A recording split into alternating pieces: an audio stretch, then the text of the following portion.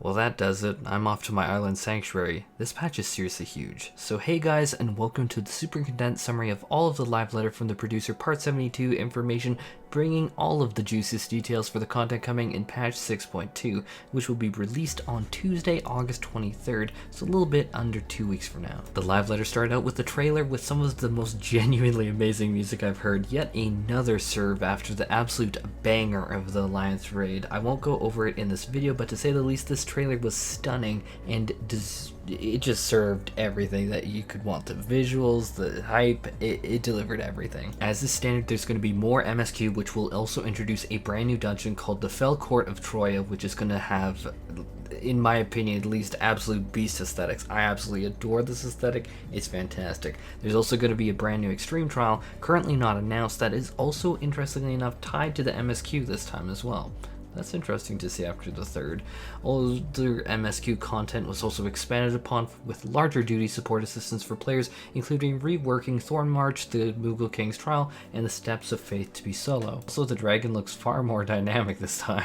I guess that it didn't want to slow waddle anymore. It got sick of that. New side quests are expansions to Tadru's Grand Endeavor. And then also in the side quest category, but related to the Relic Weapons, is the Somehow Further Hildebrand adventures coming with patch 6.25. There will also be introduced the brand new robot beast tribe for gatherers, unlocked with patch 6.25 as well. I dare not say their name.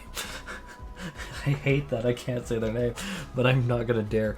But they have this cute zone that they have repurposed, as well as they have this song playing in the background that I will be using in the future in my videos quite a bit. I absolutely love this track. As soon as I heard it, I'm like, that is my vibe, that is my shit. Anyhow, also the mount reward from these robots are absolutely, it's adorable. It's giving me major Drippy minion vibes, and you know how much that I love the Drippy. The Drippy is love, the Drippy is life, the Drippy got the drip. Now let's talk about Raid, and Pandemonium Abyssos will be launched with patch 6.2, with Pandemonium Abyssos Savage being released 1 week after. That is going to be 1 week after 6.2 is launched. And this is going to be a big change. 1 week after 6.2 for Savage. They went into a discussion about wanting feedback on the Savage delay, on how some people rather take things slower with patch 6.2 and a week is too fast for some, but there's also other arguments saying we should have it even sooner than a week. Another big change is that heads, hands, and feet currently require 6 books or 6 weeks of clearing to get one of those pieces. That is being decreased down to 4, which will for sure help people like myself with absolutely horrible RNG. They then showed off it as a raid boss. This is Carbuncle. And to say the absolute least, I actually burst out and cried laughing with tears running down my face when I realized this is the raid boss, the Carbuncle. Good God. This is absolutely the one that Tataru summoned years ago. This absolutely must be it. This is... I can't put it into words. Now there are some raid reward pictures that they showed that I'm going to quickly put on the screen here. Let me just say Emmett Selkrow. Oh yeah, I love that. I am absolutely in love with that idea. The Sage weapons are also massively huge to me. I have to say that they are breathtaking. So many details in these pieces, it's a shame that I can't go over them slower in this video until these pieces here. I'm trying to say less curse words in my videos, but this, when I first saw it, actually had me go, what the hell am I seeing? And how exactly do I get this? These are breathtaking. This is amazing. These 3 armor sets are breathtaking. I don't know where they're from, but I want them. I want to see what the Sage Nihilists look like so desperately badly. Now there's going to be a brand new Unreal Trial S1T7, better known, because even I didn't remember that abbreviation, as the Sephiroth Trial, not Sephiroth, Sephiroth from Heaven's Ward, and it's being launched as a new Unreal Trial for patch 6.2. Now for job adjustments, there are going to be no major overhauls this patch, but instead there's going to be minor balance passes for several jobs starting this patch though, and continuing forward into the future. Their intentions behind the job adjustments that they're making will now be described alongside the changes players in an effort for transparency, even if not everyone will agree with their reasoning. They're going to try and do that going forward. Now for PvP updates, there are going to be quite a few things. So PvP actions will continue to be tuned. The Hidden Gorge returns as playable mode in PvP. PvP Series 2 now begins with available rewards being updated and series level and experience resets. You can claim Series 1 rewards up until the end of Series 2, so don't worry about claiming them immediately. But patch 6.2 is going to bring an overhaul, and in Season 3, not Series, but Season 3, I'm going to mess those up sometime, I apologize in advance, but Season 3 will change up how PvP structures work. All players will begin at Bronze 3 with no stars, so everyone's starting from basically point 0. You can still promote yourself to Diamond and Diamond no problem, or Crystal I mean, but there will now be the ability to fall out of Diamond and Crystal ranks. You can get there, but you can fall out. But your highest rank that you obtain through the season will be the rank that you keep, the rank that you get your rewards from. So don't worry about falling and staying away from PvP once you say hit Diamond or Crystal. That's not their goal with this change. They want you to play it, obviously, and they're making the system so you want to. So even if you fall to Wood tier from Diamond, like in League, you will get Diamond rewards at the end, but we won't have those annoying Crystal and Diamond throwers. Thank God. You want to talk about why I haven't talked about PvP for a while? That would be one of the reasons. Matchmaking for Crystalline Conflict is also being reworked for more fair matches, and PvP Crystalline Conflict rewards are also being updated as well for portraits, achievements, and titles for all of the tiers up to and including the final highest rank. So if you really like the Silver Portrait and ended up at Diamond, you can go for the Silver Portrait. Personally, I'm going to go for the Wood one because I mean, it's accurate. Now for critical hit and direct hit adjustments, we currently have actions that guarantee critical and direct hits. This means that these do not gain benefits from buffs or debuffs that increase critical or direct hit rates, namely something like Scholar's Chain Stratagem. I know that intimately.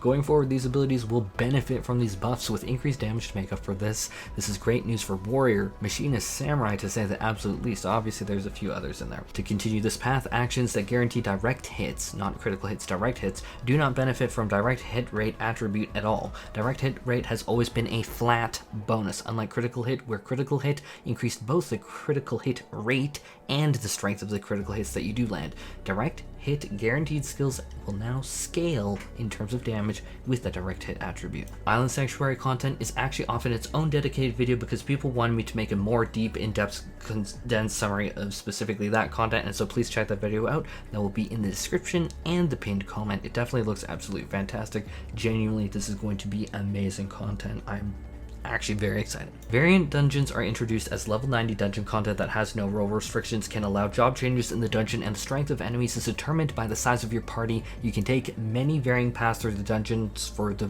variants, which will also change how you experience the story, and you can experience all of the different story variations.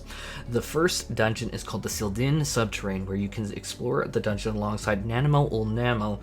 Guess we're glad that she didn't die in Realm Reborn. Now you will also be given custom actions. That was kind of shady, but you will also be given custom actions that will allow you to really make up the loss of a role from your group, like the variant cure that can be taken to heal as a tank or a DPS if you are missing a healer. You get to pick 2 of the variant actions up.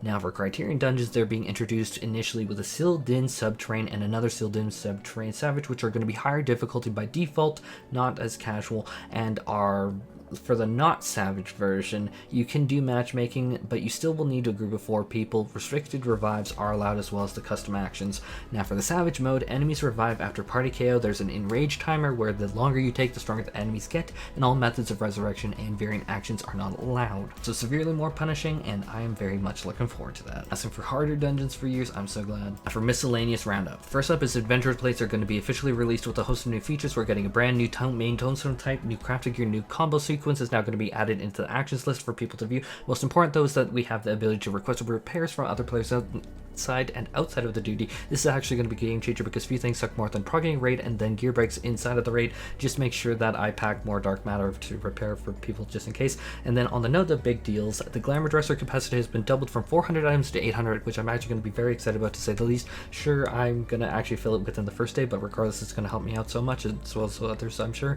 Rare items are going to be added to the Aethereal reductions for miners, botanists, and fishers, which is something we've honestly needed since Realm Reborn. The synthesis is nice.